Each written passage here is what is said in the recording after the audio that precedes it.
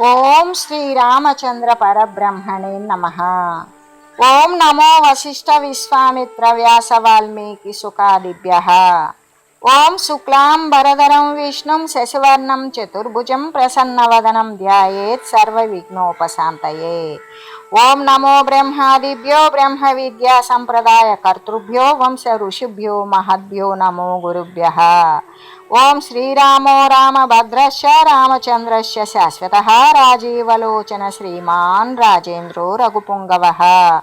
శ్రీ యోగ వాసిష్టము ఉత్పత్తి ప్రకరణము. అయితే వశిష్ఠదేవులు ఏమని చెప్తూ ఉన్నారు? ఓ రామ, మర్కటంలాగా చపలయే అయిన ఆ రాక్షసి ఆ రాజు పలుకులు విన్నది. విని ఆత్మజ్ఞానాన్ని పొందింది. తన మాశ్చర్యాన్ని చిత్తచంచలతను మొత్తాన్ని వదిలేసి బాహ్య దృష్టి చేత సంతాపాన్ని చెందలేదు. ఆకలి తీరాలి అనేటువంటిది తీరట్లేదు అనే బాధను పొందలేదు. చిత్తంలో శాంతిని పొందింది. వర్షాకాలంలో ఉన్నటువంటి మయూరంలాగానే, రాత్రి వెన్నెల కలిగినటువంటి రాత్రిలాగానే శోభిస్తూ ఉన్నది. అలాగే అంతేకాదు, ఆకాశమందు మేఘనాథాన్ని ఎప్పుడైతే వింటాయో, ఈ మేఘాలు గర్జించేటప్పుడు కొంగలు మైథున క్రియను కొనసాగిస్తూ ఉంటాయి. అలాగే అటువంటి గర్భధారణను కూర్చున్నటువంటి ఆనందాన్ని ఈ కొంగల సమూహం పొందినట్లుగానే రాజు యొక్క మాటలను వినిన రాక్షసి చాలా ఆనందంతో మురిసిపోయింది, ఆనందపడి చెప్తోంది. రాక్షసి ఈ విధంగా చెప్తోంది. అహోబత పవిత్రేయం భవతోర్భాతి సేముషి అనంతమిత సారేణ ప్రబోధార్కేణ భాసిత. ఓ రాజా, ఆహా, ఎట్టి ఆనందజనకమగు విషయం ఎంత చక్కగా చెప్పావు! ఎంత ఆనందాన్ని పుట్టించింది!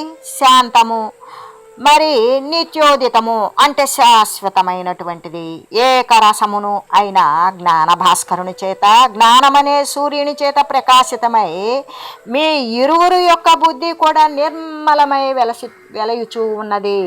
మీ ఇరువురి యొక్క ప్రజ్ఞ ఎంత పవిత్రమైనది! అది అస్తమించని జ్ఞాన భాస్కరునిలాగా ప్రకాశంగా ఉన్నది అని అంటూ, వివేకయుక్తములైన మీ వాక్యాలను వినిన నేను మిమ్మలను పూజ్యులుగా ఎంచుచున్నాను. మీ సాంగత్యము చేత వెన్నెల కలిగిన రాత్రిలాగానే నేను కూడా ప్రకాశిస్తూ ఉన్నాను.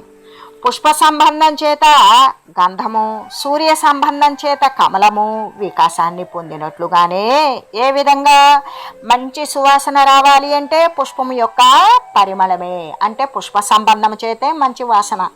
సూర్య అంటే కమలాలు వికసించాలి అంటే సూర్యరశ్మి, సూర్యకిరణాలు తాకిన మీదటే తామరలు వికసిస్తాయి.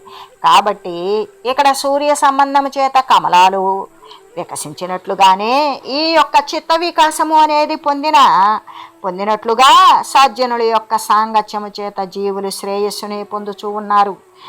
మహతామేవ సంపర్కాత్ పునర్దుఃఖం న బాధతే కోహి దీపశిఖాహస్తాస్తమసా పరిభూయతే. మహాత్ముల యొక్క సంసర్గము చేత జీవునికి దుఃఖం నశించిపోతుంది. మళ్ళీ కూడా ఎప్పటికీ వారిని అది బాధించదు. ఏ విధంగా అంటే, చేతి యందు ఎవడైనా దీపము వెలుగును పెట్టుకున్నప్పుడు వాడు అంధకారము చేత, చీకటి చేత బాధపడతాడా? బాధపడడు. మహాత్ముల యొక్క సాంగత్యము చేత జీవునికి మళ్ళీ దుఃఖాలు ఎప్పటికీ సంభవించవు, వాడికి బాధించదు, బాధ రాదు. చేతిలో దీపం కలిగినటువంటి వాడు అంధకారం చేత బాధపడడు కదా. ఈ అరణ్యమున మీరిరువురు కూడా భూమిపై సూర్యునిలాగా వెలుగొందుచూ ఉన్నారు. మీరు నాకు పూజనీయులు. మీ వాంఛిత పదార్థాన్ని శీఘ్రంగా తెలపండి, మీ కోరికలను నేను నెరవేరుస్తాను అని అడిగింది. మీరు ఏదైనా కోరుకునేట్లయితే చెప్పండి, మీ కోరికను నేను నెరవేరుస్తాను అన్నది. అప్పుడు రాజు అన్నాడు, ఏమని? రాక్షస కులానికి లతవగువో రాక్షసి, ఈ ప్రదేశంలో మనుజుల యొక్క హృదయాలయందు శూలములాగా విసూచిక అధికమైనటువంటి బాధన కలగజేస్తుంది ప్రజల్లో. ఈ రాజ్యంలో ఉన్నటువంటి జనులందరూ కూడా మహమ్మారి చేత బాధితులవుతూ ఉన్నారు, విసూచిక అనే వ్యాధితో బాధపడుతున్నారు. కాబట్టి ఈ రాత్రి సమయమున నేను ఇచ్చట సంహరించుచుండుట ఇక్కడ నేను ఆ విషూచిక మహమ్మారిని తరిమివేయడానికి, దుష్ట పిశాచభూతాలను నశింపజేయడానికి నేను ఇక్కడ సంచరిస్తూ ఉండడం తటస్థించింది. కాబట్టి మనుజుల హృదయంలో ఉన్నటువంటి శూలము ఔషధముల చే కాకుండా మీ వంటి మహాత్ముల చేత మంత్రాలను పొందటం కోసమే నేను బయలుదేరాను. అగ్నులను అజ్ఞానులను వధించుటయందు తత్పరులకు మీ వంటి వారులు వశము చేసుకోవడం కోసమే నేను ఇక్కడికి వచ్చాను. నా సంకల్పము ఇప్పుడు సిద్ధించింది. కాబట్టి ఓ రాక్షసి, ఇక నీవు ఏ జీవిని హింసించకుండా ఉండునట్లుగా అంగీకరించు అని రాజు కోరాడు. అప్పుడు రాక్షసి అంటుంది, ఏమని? ఓ రాజా, మంచిది, నేటి నుండి నీవు చెప్పినట్లుగానే నేను ఆచరిస్తాను. ఇక నేను ఏ ప్రాణిని కూడా బాధించను అని నిశ్చయంగా నేను నీకు తెలియజేస్తూ ఉన్నాను అన్నది.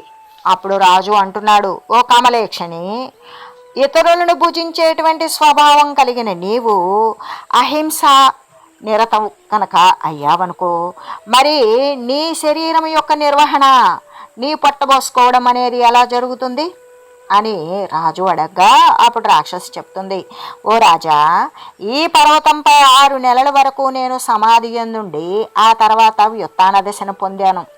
భోజనాన్ని గురించినటువంటి సంకల్పం అప్పుడు నా యందు కలిగింది. అంతా నాకు దానిపై కోరిక కలిగింది. ఇప్పుడు మరలా కూడా నేను అదే పర్వత శిఖరానికి పోతాను. ధ్యాన నిష్ఠయందే ఉంటాను. అట్లా ఉండి కొయ్య విగ్రహంలాగా, కొయ్యలాగా, బండరాతిలాగా నిశ్చలంగా ఉంటాను. ఉండి అమృత స్వరూపమైన ఆత్మను గూర్చియే భావన చేస్తాను. జీవితాన్ని అలా గడిపివేస్తాను. ఆ తర్వాత నా ఇచ్ఛానుసారము శరీరం కృషించిపోతుంది. కాబట్టి శరీరాన్ని వదిలిపెట్టడానికి నిశ్చయించుతాను అని చెప్పింది.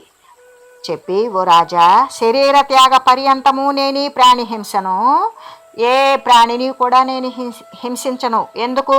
ఇక్కడ జాత్యన్న సమమే అన్నప్పుడు ఏ దేహానికి తగినటువంటి ఆహారం దానికి అది రుచిప్రాయమైనది, దానికి తగినటువంటి ఆహారం అయినప్పుడు ప్రాణి హింస చేస్తేనే రాక్షసి అనేటువంటి దాని ఆకలి తీరుతుంది.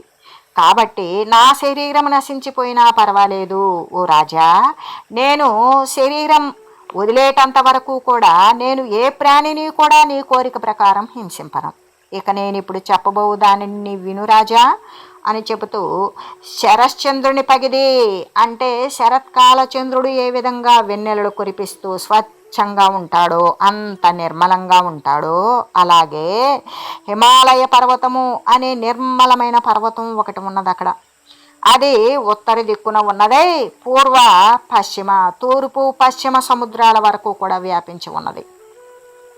దాని యందు బంగారపు రంగు వంటి కాంతి కలిగిన గుహ ఒకటి ఉన్నది.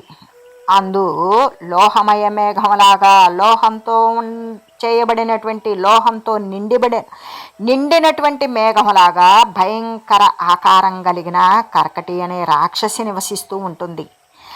అది విన్నారో లేదో, ఆ రాక్షసినే నేను అని చెబుతూ జనుల్ని చంపాలి అని నేను ఆలోచన చేశాను. ప్రాణులను పట్టి తినాలి అని ఆలోచన చేసి నేను తపస్సు చేసి బ్రహ్మదేవుని మెప్పించాను. మనుజుల ప్రాణాలను హరించినట్టు విషూచిక అగునట్లుగా వరం ఇమ్మని బ్రహ్మదేవుని కోరి ఉన్నాను. ఈ విధంగా ఆ బ్రహ్మదేవుని ద్వారా వరాన్ని పొంది అనేక సంవత్సరాలు ప్రాణుల్ని బాధిస్తూ ఉండేదాన్ని. జనులను అనేకులను భక్షిస్తూ తింటూ కాలం గడిపేదాన్ని. నా జీవన విధానాన్ని ఆ విధంగా చేస్తూ ఉండేదాన్ని. గుణవంతులను బాధింపవలదని చెప్పి వారి రక్షణ కొరకై బ్రహ్మదేవుడు మంత్రము ఒకదానిని, ఈ విషూచిక నివారణ మంత్రము ఒకదానిని నాకు వసంగాడు. కాబట్టి నేను దానికి అధీనమయ్యే ఉన్నాను. ఆ బ్రహ్మదేవుని ద్వారా ఇవ్వబడినటువంటి ఆ బ్రహ్మదత్తమైన మంత్రాన్ని నేను నీకు తెలియజేస్తాను, నీవు గైకొనుము. దాని చేత ప్రపంచమున కలిగిన హృదయ శూలబాధ అంతా కూడా, ఎక్కడ లోపల ఉండేటువంటి హృదయాలలో, హృదయాంతర్గతాలలో ఉన్నటువంటి బాధలు, నొప్పులు అన్నీ కూడా నశించిపోతాయి. ఇక నా చేత కలిగేటువంటి బాధ నివారింపక ఉంటుందా అని అంటూ, నేను బహుకాలము నుండి కూడా హింసా ప్రవృత్తియే కలిగి ఉన్నదానను. కాబట్టి ప్రాణుల యొక్క హృదయాలకు బాధన కలుగజేయడమే, వారి యొక్క నాడులన్నీ కూడా కలుషితమై ఉన్నవి. అంతేకాక రక్తమాంసాలను శోషింపజేసినందున వారి యొక్క సంతానం కూడా వారిలాగానే దుర్బలమై రోగగ్రస్తమై ఉన్నది. కాబట్టి ఓ రాజా, ఈ విషూచిక మంత్రాన్ని నీవు గైకొను. అది తప్పక నీకు సిద్ధిని కలుగు చేస్తుంది. ధీరులకు మహాత్ములకు దుస్సాధ్యము అనేది ఎప్పటికీ ఏది కూడా లేదు కదా. కలుషితమైనటువంటి నాడుల యందు ఏ బాధ, నొప్పి, సోల బాధను తొలగించడం కోసం బ్రహ్మదేవుని చేత వచింపబడిన మంత్రాన్ని నీకు శీఘ్రముగా నేను తెలియజేస్తాను. ఓ రాజా, నదీ తీరానికి పోదాము రండి. అక్కడ ఆచమించి సమయం నిష్ఠులై ఉండు. మీ ఇరువురికి కూడా నేను ఈ మంత్ర ప్రధానాన్ని చేస్తాను అని చెప్పింది. చెప్పి ఇట్లు ఆ రాత్రి వాళ్ళ ముగ్గురు కూడా, ఎవరు, రాజు, మంత్రి, రాక్షసి కూడా మిత్రభావాన్ని కలిగి ఉన్నారు. కలిగి ఆ యొక్క నదీ తీరానికి వెళ్ళారు. వెళ్ళి ఆ రాక్షసి యొక్క మిత్రత్వాన్ని గుర్తెరిగారు. వాళ్ళు గుర్తెరిగి రాజు, మంత్రి ఇరువురు కూడా ఆమెపై విశ్వాసం కలిగి ఉన్నారు. అక్కడ వారు స్నాన సంధ్యాదులు శుభ్రంగా ఆచమనం చేశారు. శుద్ధులయ్యారు. ఆమెకు శిష్యులై ఎదుటి నిలబడి ఉన్నారు. ఆ తర్వాత రాక్షసి స్నేహయుక్తంగా బ్రహ్మప్రోక్తము అంటే బ్రహ్మ దేవుడు ఇచ్చినటువంటి ఆ యొక్క విషూచిక నివారణ మంత్రాన్ని జపించడం చేత సిద్ధిని పొందింది. ఆ పొందినటువంటి దానిని విషూచిక మంత్రాన్ని మొదట ఏం చేసింది, జపిస్తూ బ్రహ్మదేవునికి నమస్కరించి మరి దానిని ప్రోక్షించి ఆ విషూచిక మంత్రాన్ని మొదట రాజుకు, ఆ తర్వాత మంత్రికి కూడా యథోచితంగా ఉపదేశించింది. ఇలాగా తన మిత్రభావాన్ని వ్యక్తపరిచినదే ఆ రాక్షసి. ఆ తర్వాత అక్కడి నుండి వదిలేసి వెళ్ళిపోవాలి అని అప్పుడు నిర్ణయించుకున్నది. ఏ విధంగా వాళ్ళిద్దరికి బోధించింది. సరే, నాకు సెలవు ఇవ్వండి, నేను వెళ్ళిపోతున్నాను అని చెప్పింది.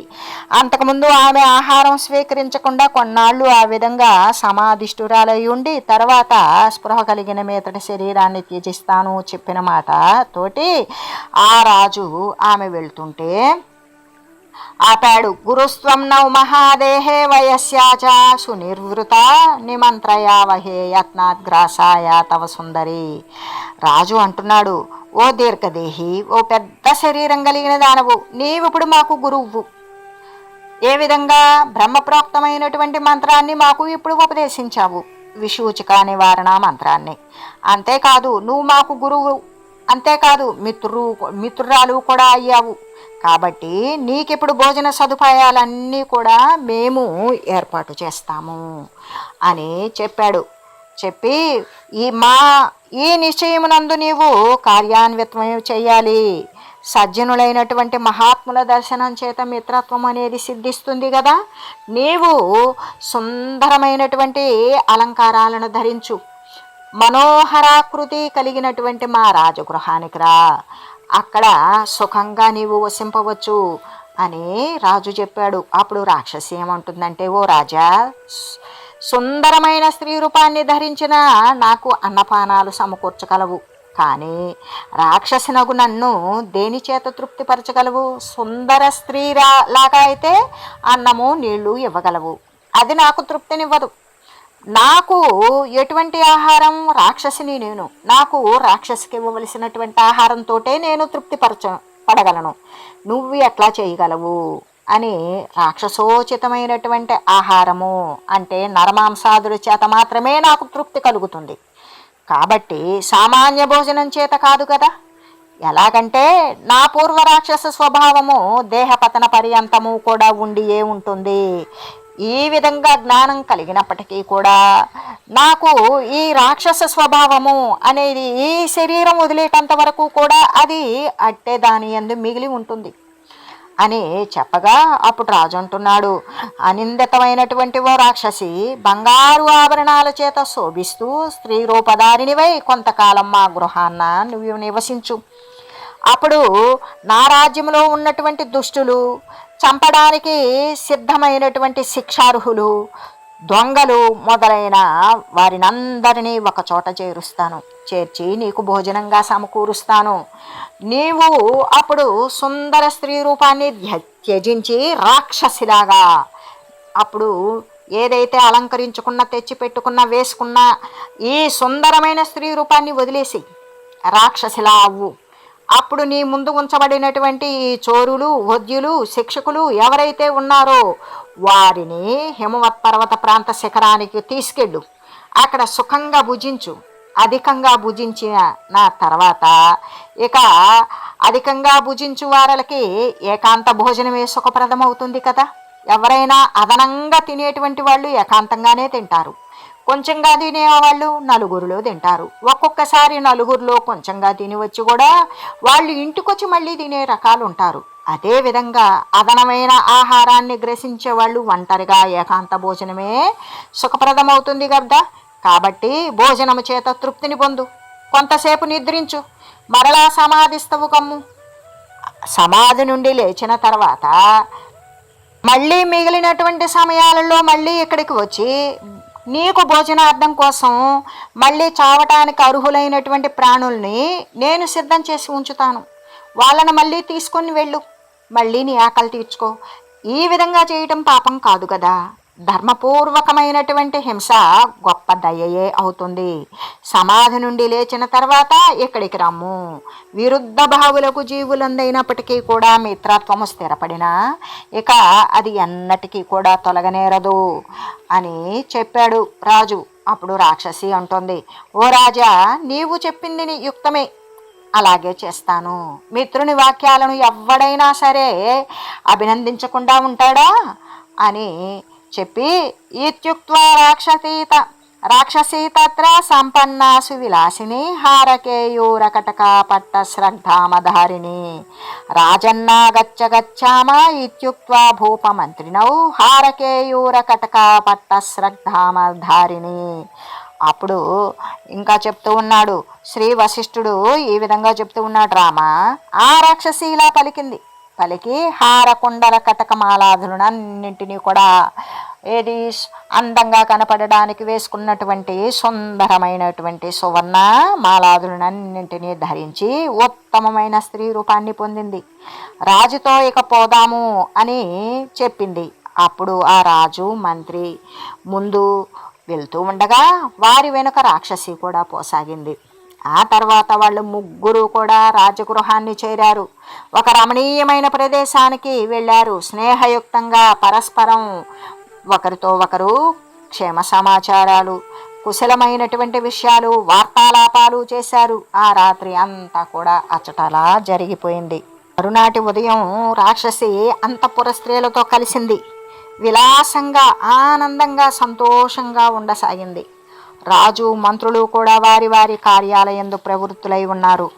ఇలాగా 6 దినాలు గతించినవి.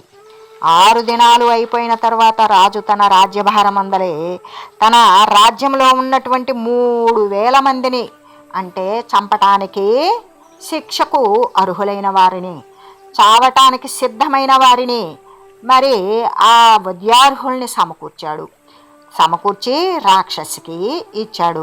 ఆమె తన యొక్క భీకరాకారము రాత్రి సమయంలో నల్లని వర్ణము కలిగినటువంటి రాక్షసిలా మారింది. వాళ్ళనందరినీ తన భుజాలపై వేసుకొని ఏ విధంగా వెళ్తోంది అంటే, దరిద్రుడైనటువంటి వానికి సువర్ణం గనక బంగారం ప్రాప్తిస్తే ఎలా ప్రసన్నుడవుతాడో అలాగా సంతోషంతో కూడుకొని రాజు వద్ద సెలవు తీసుకొని ఆ తనకు వశంగబడినటువంటి వద్యార్హులైనటువంటి వారిని తీసుకొని హిమవత్ పర్వత శిఖరానికి వెళ్ళిపోయింది కర్కటి రాక్షసి.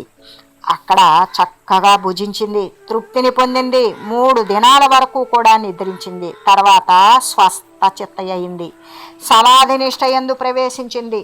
ఇలాగా 4-5 సంవత్సరాలు సమాధి యందు ఉన్నది. ఆ తర్వాత రాజు కోరికను అనుసరించి మళ్ళీ వాని రాజ్యానికి మరలా వెళ్ళింది. అక్కడ కొంతకాలము మళ్ళీ ఒకరితో ఒకరు సంభాషణలు, కథా ప్రసంగాలు గడిపి ఇటువంటి ఆధ్యాత్మిక సంబంధమైన విషయాల యందు కూడా పరస్పరము ఒకరికొకరు విషయాలు తెలియజేసుకొని ఆ రాజు చేత సిద్ధముగా ఉంచబడిన ఆ చావటానికి సిద్ధమైనటువంటి ప్రాణులను అన్నింటినీ తీసుకొని తన నివాసమైనటువంటి హిమవత్ పర్వత శిఖరానికి మళ్ళీ వెళ్ళింది. ఈ విధంగా రామ నేటికి కూడా ఆ రాక్షసి ఆ పర్వతం పైననే నివసిస్తూ ఉన్నది. ఒకప్పుడు ధ్యాన నిష్ట అవుతుంది, మరి ఒకప్పుడు వ్యుత్థాన స్థితి యందు మెలకుతో ఉంటుంది, మరి కాలం గడుపుతుంది. ఆ కిరాతుల ప్రభువుని కోరికలు అన్నింటినీ కూడా త్యజించి ఆ కిరాత ప్రభువు ఎట్లా ఉన్నాడు, అన్ని కోరికలు వదిలివేశాడు. రాజ్యాన్ని కూడా నిమిత్త మాత్రంగా ఉంటూ శాంతమైన చిత్తముతో కూడుకొని విదేహముక్తుడు ఆయన శరీరం వదిలేశాడు. అలా కాగా అప్పుడు వాని వంశజుడైనటువంటి నూతన ప్రభువుతో ఆ రాక్షసి మళ్ళీ మిత్రత్వాన్ని కలగజేసుకున్నది. వాని వలన భోజనాన్ని పొందుతూ ఉన్నది. అంటే ఆ కొత్తగా వచ్చినటువంటి నిషాదరాజు తన తండ్రి గారు చేసినటువంటి విషయాలనన్నీ కూడా తెలుసుకొని ఆ రాక్షసితో చెలిమి చేస్తూ ఆ రాక్షసి ద్వారా తను కూడా తండ్రిలాగానే ప్రవర్తిల్లుతూ ఆ రాక్షసికి అటువంటి ఉద్యార్హులైనటువంటి ప్రాణులను భోజనంగా సమర్పిస్తూ ఆ విధంగా రాక్షసి అతనితో మిత్రత్వాన్ని కలగజేసుకొని వాని వలన కూడా భోజనాన్ని పొందుతూ చిరకాలము అట్లాగే ఉన్నది. ఈ విధంగా కర్కటి ఉపాఖ్యానము ద్వారా ఈ రాక్షసి సౌహార్దము అనేటువంటి ద్వ్యసీతత్వము అనేటువంటి విషయాన్ని తెలియజేసి ఇంకా శ్రీ వశిష్ఠదేవులు ఏమని చెప్తూ ఉన్నారు అంటే, కిరాత మండలే తస్మిన్ ఏ భవంతి మహీభృత తైస్తై సహ పరామైత్రి తస్యాహ సమభిజాయతే. ఓ రామ, ఆ కిరాత రాజ్యము నేడు ప్రభువులతో ఎల్లప్పుడూ కూడా ఆ రాక్షసి మిత్రభావాన్ని కలిగి ఉండి ఆ రాజ్యములో ఉన్నటువంటి అరిష్టాలను పిశాచాదుల యొక్క భయాలను రోగాలను యోగసిద్ధిని పొందిన ఆ రాక్షసి నివారిస్తూ ఉండేది. అనేక సంవత్సరాలు ఇలాగా గతించిపోయింది. సమాధి నుండి లేచి కిరాత రాజ్యానికి వచ్చి అక్కడ సిద్ధంగా ఉంచబడినటువంటి వజ్రప్రాణులను ఇది కొనిపోతూ ఉండేది. తర్వాత మళ్ళీ కొంతకాలానికి వస్తూ ఉండేది. ఇప్పటికీ అది అచ్చట రాజుల వన్యజీవులనందరినీ ఆ రాక్షసికే ఇస్తూ ఉన్నాడు. మిత్రుని సన్మానించుట యందు ఎవడ మాత్రం ప్రవృత్తం కాకుండా ఉంటాడు?